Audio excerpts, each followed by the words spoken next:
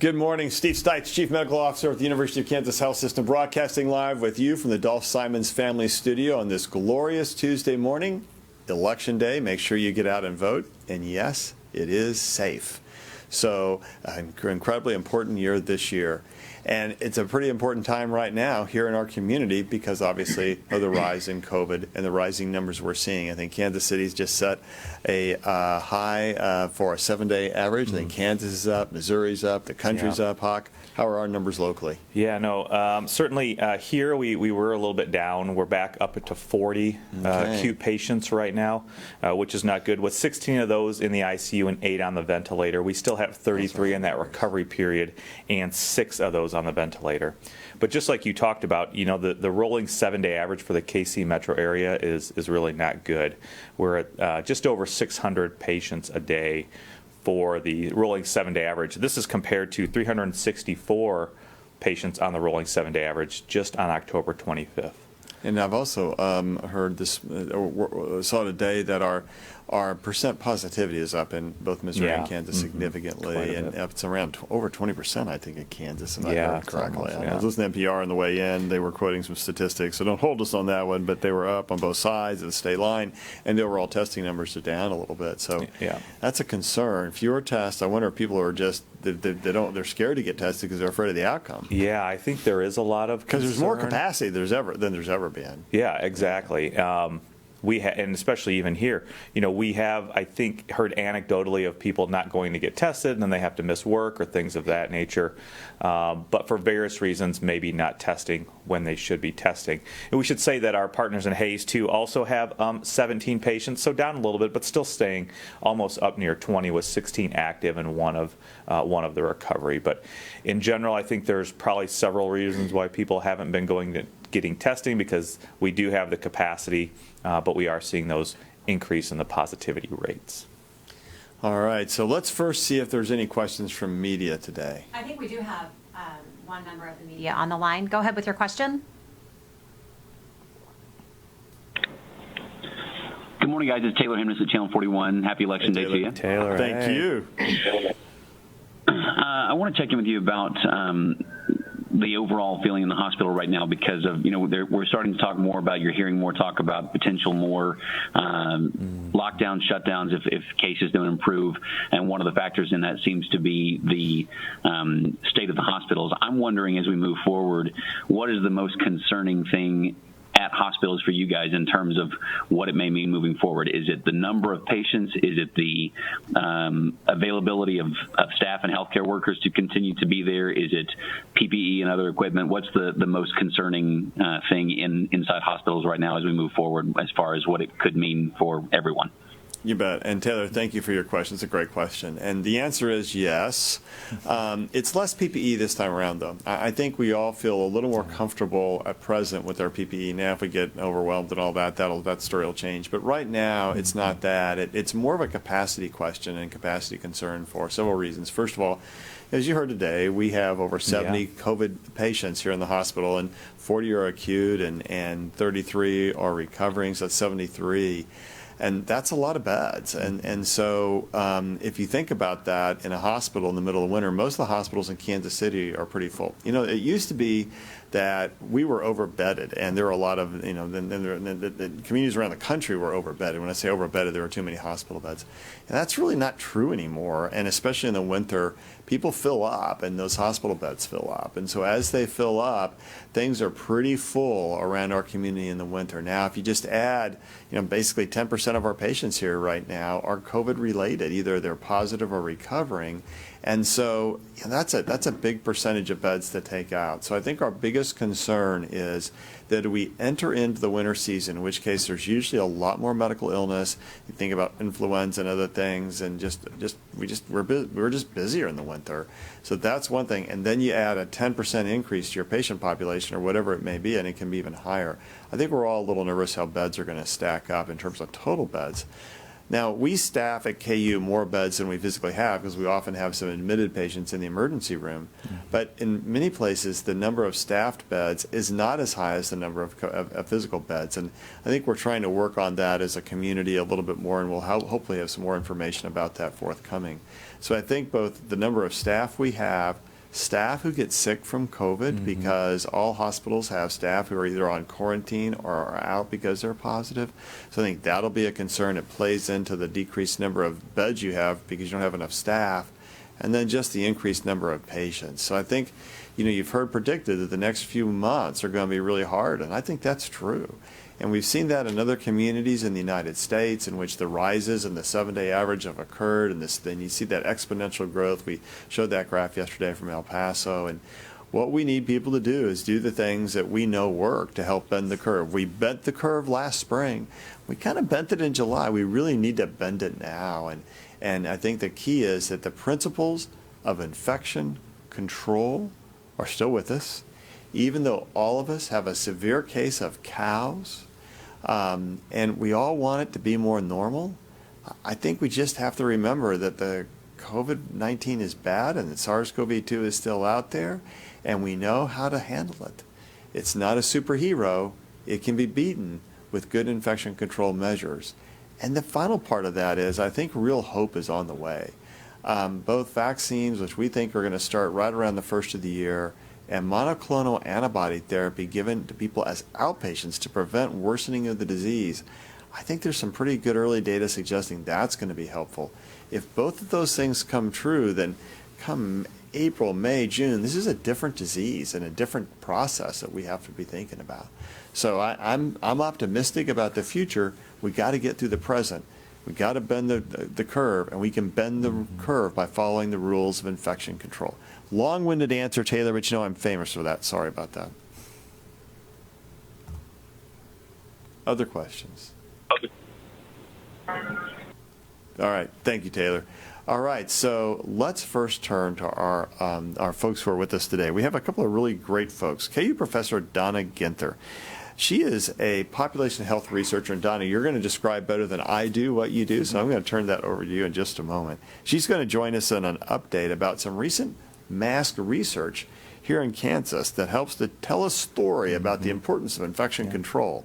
And 38-year-old Julie, Julie, here it goes, Wilkowski. Was that pretty good? Hi, you did great. Yes, was that great. Awesome. A mother of two daughters shares why she supports mask wearing. So Donna, let's first turn to you. Talk to us a little bit. I think you may have a couple of slides for us. Yes, thank you for having me, Dr. Stites. I have been studying how counties in Kansas perform in terms of cases, whether or not they have a mask mandate. So as you know, Johnson County has a mask mandate, and the city of Kansas City has a mask mandate, but other parts of the counties don't. And if you see this graph, it went away. There it is. So we looked at data from the New York Times, and then we controlled for population. So we have a case rate per 100,000 in counties with and without mask mandates. And then we also have social mobility data from the Maryland Transportation Institute to control for how much people are moving around.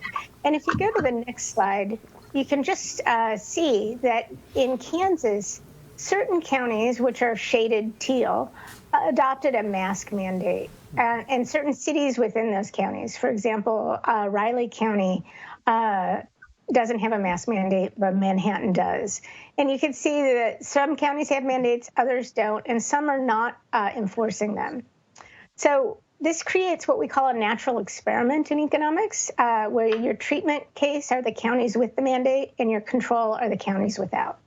And if you go to the next slide, you can see some really interesting data.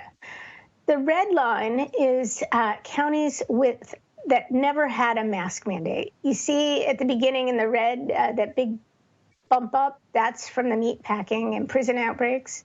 And then in July 3rd, which is the first vertical red line, you see that cases in mask counties were above cases in non-mask counties.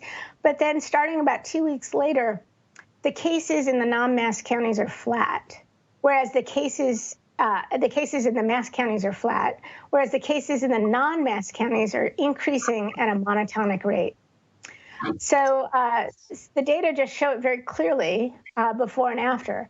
In this graph, what we've done is we've replaced Johnson County as the only county with the mask and compare it to the non-mask counties, which are the same as before. And you see in Johnson County, cases were flat starting in mid-July. So if you go to the next slide, we have the green line. So we pulled out Johnson County, and that's the blue line. And then we have the other counties that have a mask ordinance, like Douglas County.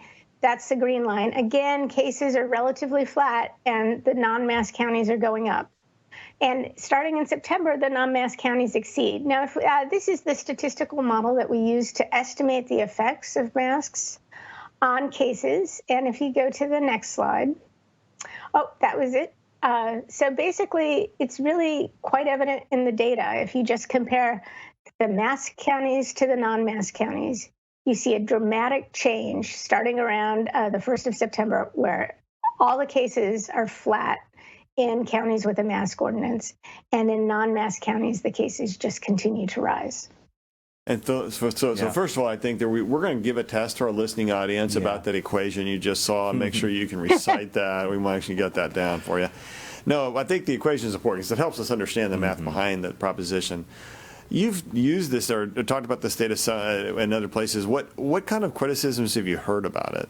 Because it looks convincing to me, but then I believe in infection control. Well, I mean, I haven't heard that many criticisms, just a lot of questions about what we did and how we did it. In that version of the data, we're only using counties that always had a mask ordinance in July and counties that never had a mask ordinance. Makes sense. If you include counties that don't enforce, the estimated effects go down. And, you know, we estimate that counties with mask ordinances since July have had a 50% reduction in cases. It doesn't go away, but it's huge. You bet. And I think even when counties have a mask ordinance, there are a lot of places where people aren't wearing masks, like inside restaurants. And I think those are the kind of things. Again, it's about keeping your mask on so your breath cloud stays with you and not with the people next to you. And I mean, it's pretty simple. And it's funny to me that masks have become so politicized because, you know, for generations we've been wearing them inside hospitals. And I promise you that every person, no matter their political affiliation, wears a mask inside a hospital. And the hottest spots in the country are the COVID units for inpatients in hospitals. Because we have 30 COVID patients all in this one area together. How many of our staff have gotten COVID? Hawk, how many? I can't really think of it. I don't think there are any. Why is that? Because infection control works. So Julie, talk to us a little bit about what happened to your family and why you believe in masks. So, first of all, I live in Cass County, which is not a mask mandated county. However, I do, and my family does wear their masks when we go out in public in Cass County, Jackson County, or, you know, Johnson County, what have you. So, a little bit about what happened to us is on October 17th, I believe it was, my husband and I went to dinner with some friends in Lee Summit. And we wore our mask, and we, you know, obviously we wore it to our table and then took the mask down and, you know, we ate, and then we, you know, went over about our life. And didn't think anything of it. Sunday was a normal day. Had my family over for pumpkin carving. Monday, you know, everything was pretty normal. And then Tuesday, I started to have a sore throat, just not feeling great, but everybody had told me if I had quote unquote COVID, I would, you know, I should have a temperature. So took my temperature. I never had a temperature. And I had horrible chills, but no temperature. And so that was on Tuesday. Wednesday started feeling a little worse, but again, I continued to think it was allergies because I didn't have a temperature. And then Wednesday evening, I got a text from my friend saying that one of the people that we were with started showing symptoms on Tuesday and tested positive on Wednesday. So I texted her back and I said, I've actually been showing symptoms. I didn't think it was symptoms, but I think I need to go get tested. So fast forward, I worked during all of this, and I fast forward to Thursday. I went to NextCare there in Lee Summit and did a rapid test, and I barely got out of the door, and my phone was ringing, and I was like, oh, this can't be good, right? If they're calling me right away. And so my phone rang. They said, you're positive. And my heart dropped because I guess I did feel like I would never get COVID. Why, I could not get it. And so, and so at that point, I kind of went into a mode of, I need to get everything done. I was still feeling okay, just tired. But I have 2 daughters. I need to call their schools and let them know. I need to be, I just need to make sure that I tell everybody that I have been in contact with. But because I wasn't feeling well, I will say I didn't really see anybody that week. And honestly, generally during the week, I'm very social with my neighborhood. But that week, I wasn't feeling well, so I did keep to myself. So then Thursday, got everything kind of taken care of, started isolating myself. But then on Friday, my husband was kind of showing the same symptoms, but not as bad. He wasn't getting chills like me. But on Friday, he decided, obviously, that he needed to be tested because he was exposed to me and to the group on Saturday. And his test came back positive on Sunday. So he could only get in to get a lab test. So we didn't know until Sunday. Of course, we were all quarantined. So on Friday, Saturday, and Sunday, I ultimately slept all day long. I stayed in my room. I just slept. I slept it off. I took cold medicine. And that's kind of how I dealt with it. And then last Monday, I returned back to work. I work from home, so I was not obviously working in the office. I'm very thankful that my job allows me to work from home. And I was able to work, but, I just continued to communicate with my boss, and, I would take a break if I needed to lay down or rest. And I think ultimately the biggest thing now is breathing. I've had trouble breathing, so. That's going to get better, and we hope that you and your family continue to be on the mend. And obviously, if the breathing gets worse, you can always call us. Yeah. Right. I think it illustrates a good point. There was that CDC article that the numbers were misconstrued and the data was misconstrued, saying that 85% of people that wore a mask got the virus. That's not what that study was about. What that study actually said is, I believe your chance of getting the disease, if you go to those places like she had talked about going to the restaurant, you are almost double of having a chance of getting COVID compared to other people who do not sit and eat in those restaurants. And that's kind of exactly what she just got done explaining. Yeah, it really is. And Donna, your mask research, which, by the way, I do love because it demonstrates the point we make every day. And I think it would probably be even greater if we took the number of people, if we could compare the people who sheltered in place and always wore a mask in a place with a mask. I bet those numbers show really low viral transmission. And so I think it's really informative. And hopefully public officials will see that and realize the importance of trying to keep people safe. I'm always surprised folks don't want to wear a mask. Well, it is the most potent weapon in our arsenal against COVID these days, is to prevent transmission. Yeah. So wearing a mask is easy. It's not pleasant, but as you said, you're not getting spread in the hospital.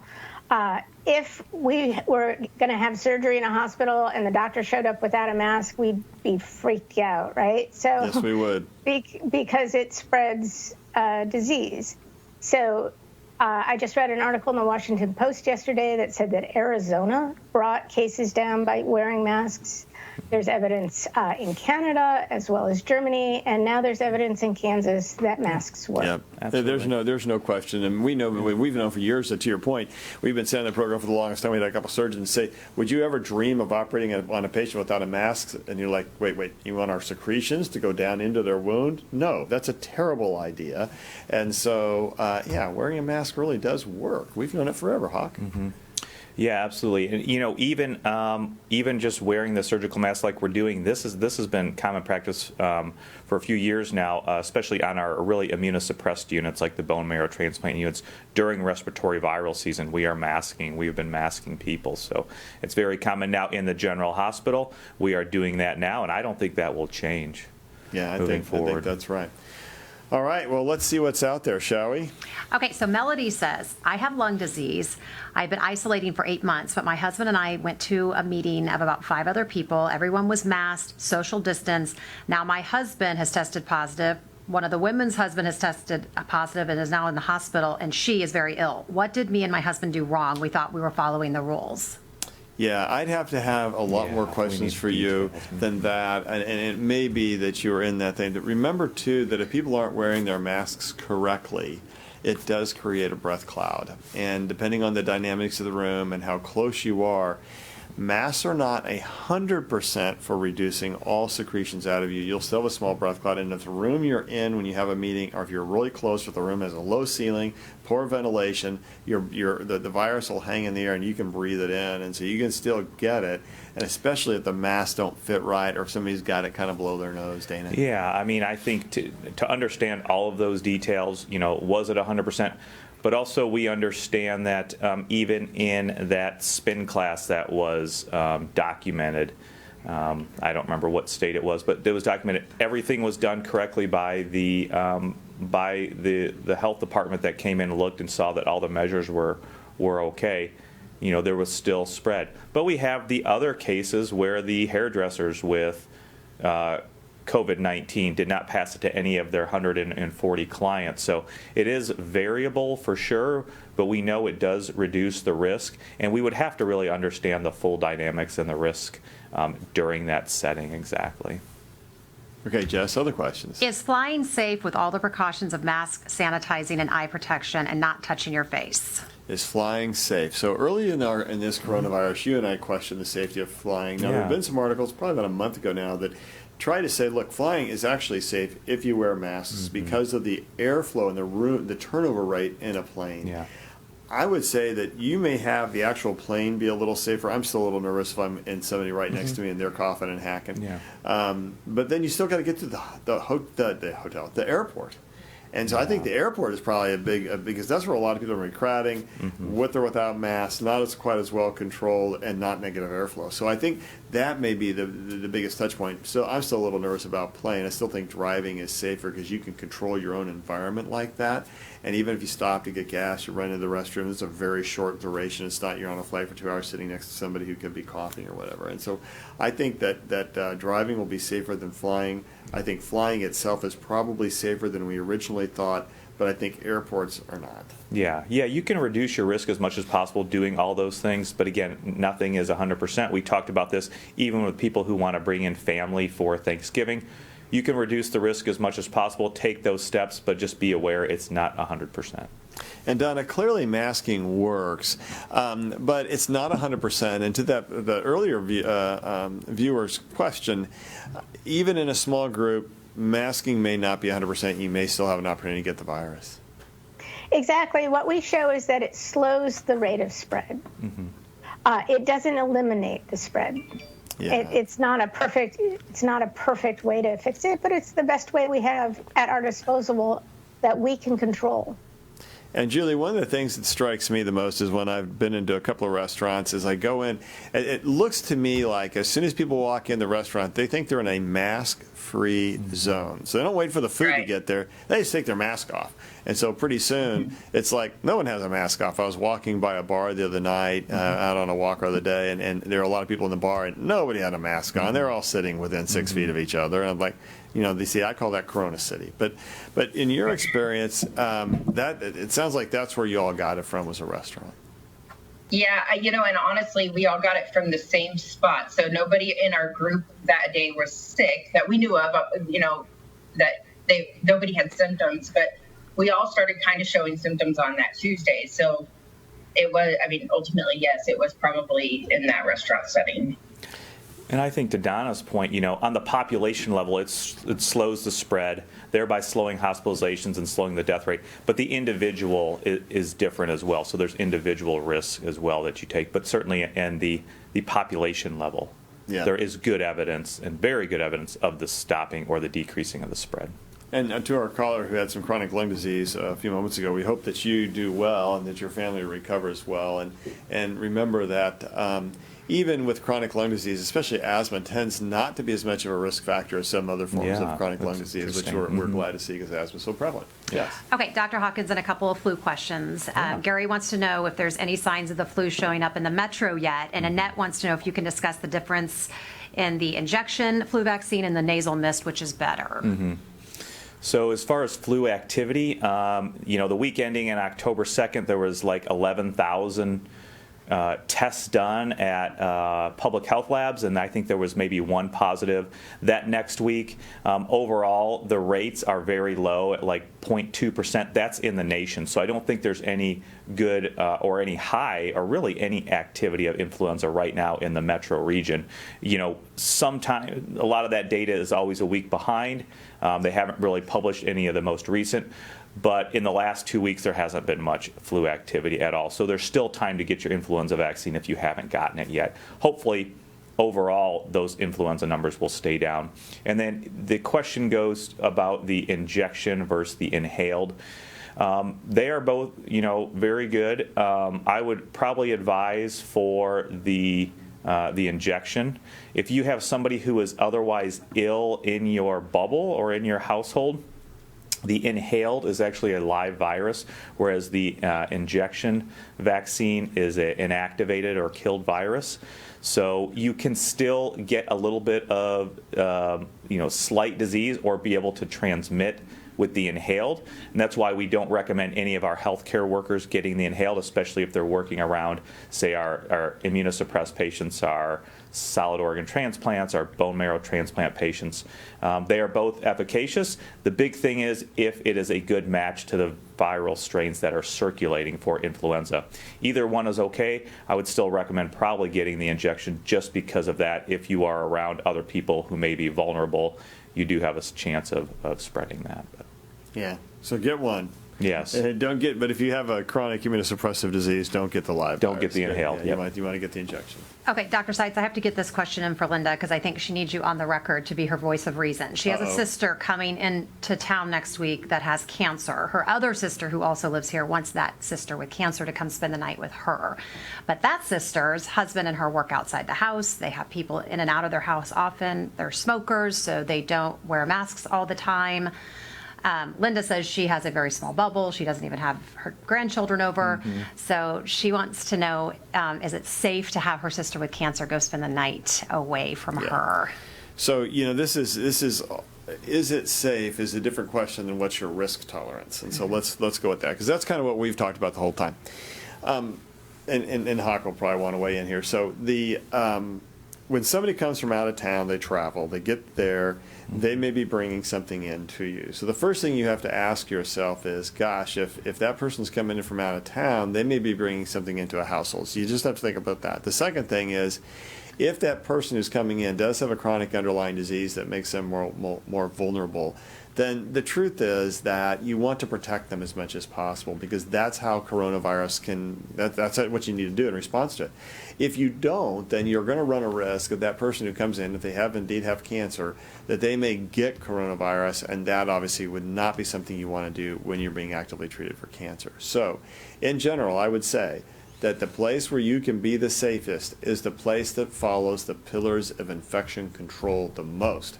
I don't really think there's so much question about that.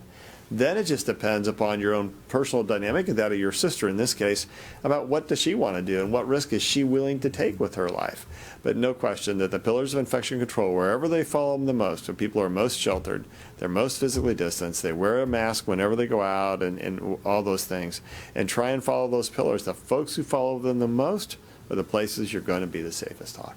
Yeah, and we just heard it from a person asking a question today about they were really do very well, except they were in a meeting with other people. Yeah. Our guest today, everything was going well. They were doing everything well except for going out to eat. If you have somebody in this family or this household of the family who is, they said, in and out, not wearing masks, you just never know. This virus is just such has such clinical efficiency at infecting people that does increase your risk. So I think you just have to understand what are you willing to tolerate for risk, just as you said, and make that decision. But that does sound like a fairly higher risk situation to me. Yeah, and I think that's how I would view this, and I think trying to keep yourself safe is, I mean, that's the thing we've been preaching on the show. I'm a dental hygienist. This is Callie. A patient I treated last week just called to let us know that they tested positive. Should I go ahead and get tested, or only if I'm symptomatic? Mm-hmm. So that's a great question. I'm going to assume that everybody wore a mask as much as possible, and most dental hygienists are wearing. I think are they on N95 or standard masks? I think most dental offices have gotten N95 masks. Yeah, so I think that would be one of the questions we would ask. I don't know that you just run and get tested. What do you think? Yeah, I think this depends. This goes back to contact tracing, so we would have to understand exactly when did they start having symptoms, when was the patient seen in the clinic itself. We understand that the area that you'd be working in, which is the upper respiratory tract or the oropharynx, is going to have very easy access to those viral titers. So, typically for contact tracing, we say 2 days prior to symptoms is when you should start contact tracing. If you've been identified as a contact because of that, then it is certainly recommended by the CDC to get tested, but they don't give any recommendations as to when. But I would say 5 to 8 days from your last contact with that person, if you truly are a case contact. But if you are supposed to be in quarantine based on your local health department rules on if they call you a contact, even testing negative will not test you out of quarantine. So that's the other important thing to remember. So there are details there. Again, first, when was that patient symptomatic? When did you have contact with that patient? Was it 2 days before their symptoms, or was it more than 2 days, say 4 days? So are you truly a contact? And those are things that you really need to discuss with your local health department. And did you have an N95 that's been fit tested, and did you have an eye shield? Correct. Or face shield, some type of eye protection. Those things all matter, because if you have had the right equipment on, the risk of transmission is incredibly low. Right. Joe wants to know if we know what the ages are for the most recent patients. We do. We have patients that are between 18 and 90, and so I think we cut off at 18. We get a few patients. We actually had a newborn here recently, which meant the mom at some point had to have been positive for COVID. So, but it's a wide age range, and we'll continue to show that data. I don't know when our next time is, but we'll be showing that. And I think in the community, there was one of our community hospitals yesterday that said they had a patient between 18 and 100. With COVID, so it's at all ranges, at all ages, and we've seen a lot more young people, even though it's still one of the lower percentages. The actual number, the percentage of young patients in our hospital, but in young, I'm defining 18 to 30. I believe that percentage had doubled. So it started low, it was like 5%. Now it's 10% or whatever, but it had gone up because that's where we're seeing a lot more of the positive tests right now. It's gone up. And I was seeing a mid-40s patient last week who got out of the hospital, but I was seeing a 50-year-old patient who is still in the hospital and on the ventilator. So certainly it is that younger age range, not that 65 and above, but just as you said, very, very good range. So I don't know if I know exactly what Lori's asking, but she wants to know if you could talk about how you can mandate masks but also keep bars and restaurants open. How can that all weave together? Question. Yeah. Donna, talk to us a little bit about what happened in Douglas County, because Douglas County, I think, I'm just going to say that I think Douglas County is a success story around coronavirus. I think the way the university is open, and granted, I'm part of the folks who helped advise with medical ideas to the university, so I'm terribly biased, and I'm a loyal KU guy, so I'm terribly biased. But I think the university's done a great job. And, you just see it in the infection and prevalence rates in the university. They're really low, and Douglas County has kept it under control. So talk to us a little bit about what's going on in Douglas County. Well, I mean, one of the things that happened this fall is that when the students came back, there was a lot of partying. and a lot of people going to the bars. And so they basically closed them down for a while, or, limited their hours so to prevent additional spread.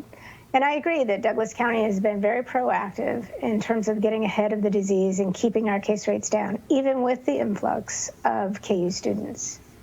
Yeah, I think for a while the bars were closing at either 8 or 9, or they quit serving at 8 and they closed at 9, something like that. And then Douglas County has a mask mandate, and so I think, and restaurants had similar rules, and so I don't remember all the specifics, but we're going to get some of the Douglas County public health officials on this program in the future because they've done a great job, and I think that should be the message to all of us.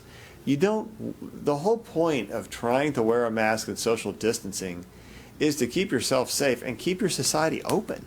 Because you don't have to. We're not suggesting you close everything. In fact, I think that's bad. Yeah. Because I think then you start getting into how do people make a living, and then you have more economic issues and more depression, and that's not the right side of the equation. The right side of the equation is to do the things work so that you can keep society open. The problem is if we don't wear a mask, we don't have many levers to pull to try and keep the spread of the disease at a point where healthcare places can handle it. Because when healthcare gets overwhelmed, the death rate skyrockets. And we know that because we don't have enough people to do all the right care. Our normal ICU ratio is like 2 to 1. I think in New York there were times it was much higher than that. And that's a nursing to patient ratio. Sometimes it's 1 to 1. And so if you think, well, what happens if you're 4 to 6 to 1? Let's just do that. Well, no, you see, that's bad outcomes. And so then you see death rates rise because all the little things about patient care, they all matter. And so if you don't have people there, they're really able to watch folks on a ventilator, things go bad. And so you don't want to be that place. And that's why we need people to follow the rules of infection control. We want to keep things open, but you got to wear a mask. You got to follow the rules of infection control. That keeps stuff open and keeps us from being overwhelmed, which means fewer people die. And I mean, that's the magic equation, folks. I liked your equation. It was much more mathematical than mine, but I think it is the magical equation. Yeah, and it's not just healthcare. It is the people that deliver our goods and services. We saw what happened when just 5% of the pork processing plants had to stop work because of an outbreak in those processing plants. What happens when it's our police officers and our EMTs and our firefighters, those people that we count on every day. So it's not healthcare. It is the whole gambit. But there are a lot of details, and we do need to keep people working, and we do need to keep things open, but you have to go about that in a smart manner and do these things to reduce the risk so that you can continue to keep everything open.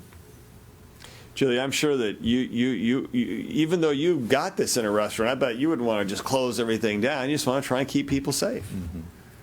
Yeah. I think, my case was mild, and you don't know how your body's going to react to it. So, I know that, I've heard people say, well, I don't have any underlying diseases. And so, but it ultimately, somebody that is just as healthy as me could react to it completely different. And so I think that's what's kind of scary about it too. Yep. And don't get any more short of breath. Remember to call your doctor if you do, Julie. Okay, I will. Okay. All right. Last question. Okay. What are the options for an asymptomatic person to get a COVID test before visiting a relative? Can an asymptomatic person get a test ordered by the doctor, or do they need to go to CVS or another commercial provider? Are those CVS tests effective? Yeah, Hawk, I think the answer is yes. Yeah. I know I've prescribed a number of times getting a COVID test for somebody who was going to go be with family members and things like that. I'm totally comfortable doing that. And part of it, we didn't do that early on because we had capacity. But there's more capacity than there are tests being done in Kansas City right now. And so I think it's a legitimate thing to do. And clearly, you can still go to CVS. Yeah, I think that is a good thing. Call your physician or call a local hospital or clinic to do it. Look at your local health department, county health department website, or call them. They probably have testing options as well. We know that Wyandotte County has done a lot of outreach to do those types of things, so definitely do that. We know that some places are having, travel where you need to, you're actually mandated to have traveling tests before, like 5 days before. So that is all reasonable, and I think just like you said, the capacity to test is much greater now, and we do have room to do that.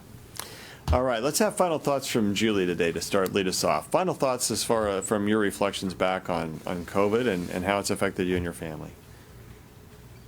So I ultimately think it affected my kids the most. They never got it. However, they did have to quarantine for the 14 days, stay out of school. They weren't able to trick or treat. They weren't able to, they haven't been able to see their friends. And so ultimately, I think on my kids, it's been the hardest. But they're resilient. They're going to be just fine. And then secondly, the amount of outpour and positivity from my friends and family. I had, we had dinners delivered. We had just care packages. We had cookies. We had, I needed a prescription. My neighbor ran and got it. It ultimately, people are good, and knowing that, I have this tribe behind me really helped me get through it, and my family. And so I can't express my appreciation to those people. I get a little choked up, obviously, when I think about it. So every day I had my group texting me, seeing how I was, seeing if I needed anything, and they were doing whatever they can. So it was amazing. Well, and Julie, did you say cookies? Yeah, cookies. Yeah. Are they crispy cookies? Yeah, and the first day, so I did lose my taste, and I couldn't taste it, but then my taste did come back, and so 3 or 4 days later, I was able to taste it. So they were pretty amazing. Yeah, cookies. I'm hungry now. Okay, Donna, final thoughts for today. Well, you brought up a good point. A lot of people think it's either open the economy or prevent the disease. You can't have both. And I think it's really important to say that wearing masks allows us to have more economic activity. Without a mask, the disease is going to spread and things are going to be risked to be shut down. So if you want to continue to have an economy, continue to be out there, wearing a mask is our safest bet for continuing this economic recovery. Yeah, I totally agree. Hawk, final thoughts. Yeah, absolutely. We know that masks work both on the population level. There was the population level studies about different countries that show decrease in hospitalizations and death rates. We know one of the early reports and publications looking at mask mandates in Illinois versus mask mandates in Iowa that did not occur on the other side of the Mississippi River that showed a decrease in the spread of the disease early on in the pandemic. And now we have further evidence here, population level and individual level. So continue to do those things. We know that we can keep society open and the economics going and people in work and providing for their families, but we have to continue to do this in a smart manner. I think that's absolutely right. And that way you can still have your sense of taste and eat those really crispy oatmeal raisin thin cookies that are like the best things in the world. I want to say thank you to both of our guests. You guys have had a great message for us today, and so appreciate your being here. And tomorrow we're going to pick up on this theme of spread within households. We didn't touch that today. We should have. We will tomorrow because there is some recent data we need to talk about. Hey, also about tomorrow, this is an important program. So everybody's trying to figure out how to do Thanksgiving. Well, one of the things you have to figure out is how to do food. And so Jeff Novor, who's our VP of Support Operations, is going to be here. Jeff is going to share best practices about how we feed our patients, visitors, and employees safely. We think there are some tips in there that will help keep you and your family safe over the Thanksgiving holiday. We hope you're going to be there to hear some of that. As we close, we continue to receive questions about testing and why it's important. You're going to see some answers in just a moment to frequently asked questions. Those answers will come from Hawkeye. We're going to see you tomorrow. But until then, remember this. The pillars of infection control truly travel with you wherever you go. Wear your mask. Wash your hands. Cough or sneeze into your elbow. Stay distanced, and remember there's still no place like home. And as you remember those pillars, take them with you to go vote today, because that is one of the greatest expressions of what it is to be an American. And you don't want to throw away your shot. So remember, go vote, stay safe. We're back here tomorrow. Let's listen to some great advice from Hawkeye.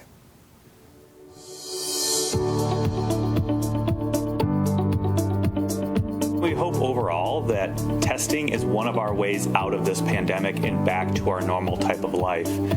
There certainly is a theory out there that if you can do more rapid testing, get that out to the masses so that they can test frequently, meaning every day or every other day, and have accurate results, that can help give you a picture of really how much virus spread or infection is in the community.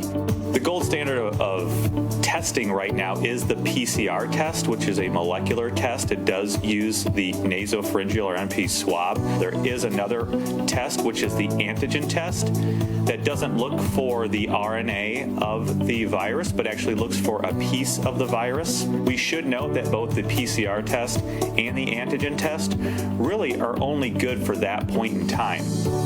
And that 1 to 2 days later, you can have a change in your viral dynamics. You can actually then have more virus and become infectious at that point. If we could test those people on a regular basis, again, every day, every other day, things of that nature, it could certainly be helpful. Is it otherwise helpful if it's just a one-off test for, say, traveling or anything like that? I think that is determined by where you're going and will they accept that test.